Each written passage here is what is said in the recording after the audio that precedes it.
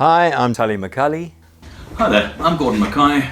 And we're going to talk about our latest project, McCully. Mackay, and in particular, our new album, The Unicorns Are Screaming.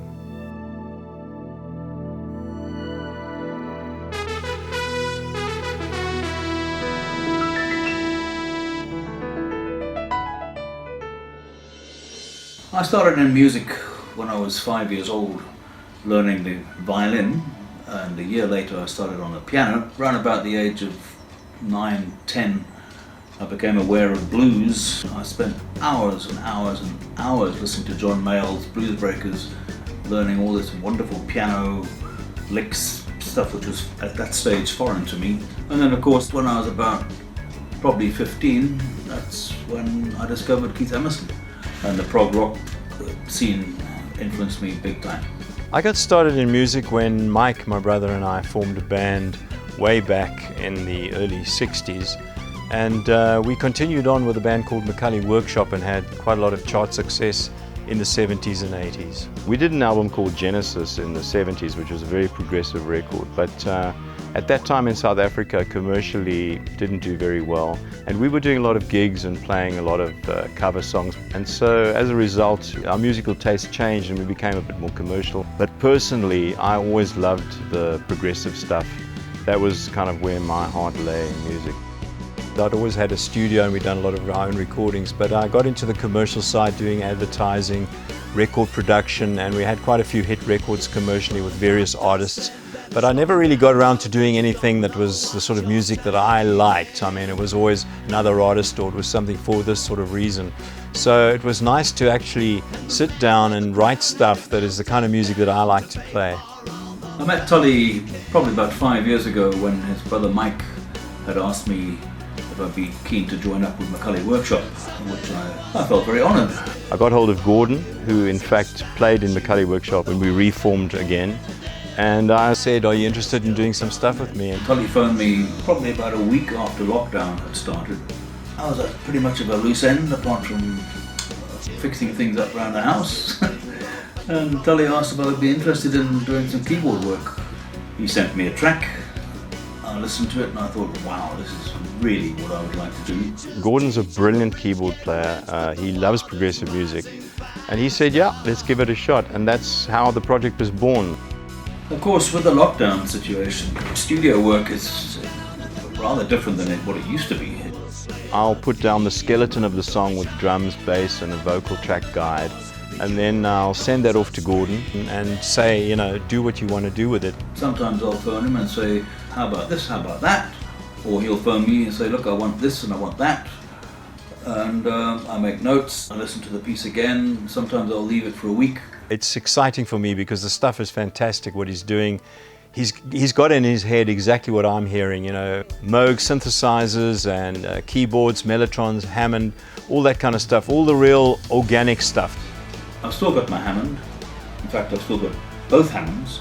That's the A100 and the M100. But back in the day, I used to have a Mellotron, I had an ARP Odyssey, I had a Mini Moog, Roland Jupiter 8, I had all this stuff. But now, I have it all sitting inside the computer.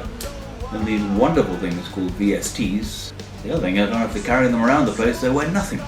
And literally it comes back to me as a new song, and I think it adds so much hearing it that way, because I'm not in the studio telling him do it like this, and he's not in the studio telling me do it like that. Working here in the studio by myself, as opposed to working with a band in the studio, gives me time to, I'll play a part and I'll listen to it and I'll think, I like that.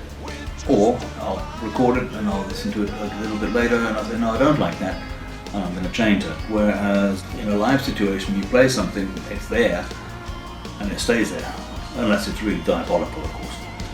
I think the difference between a studio project and a live project is live you always have to keep in mind that you're going to be 4 or 5 guys playing the material on the stage, and believe it or not, we actually try and keep that in mind when we write the songs. So I don't do a lot of guitar overdubs. I do one guitar track, one bass track, one drum track, and Gordon plays keyboards that he could actually replicate live. There's no sequencing done. We don't use any loops of any kind. Everything is played real, and if we can't do it the first time, we practice so we can play the lines.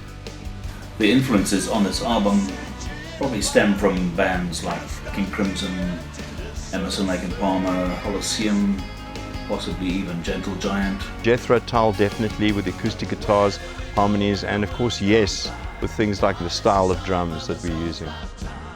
Quite a lot of these lyrics are all stream of consciousness things. I just simply write the first thing that comes into my head.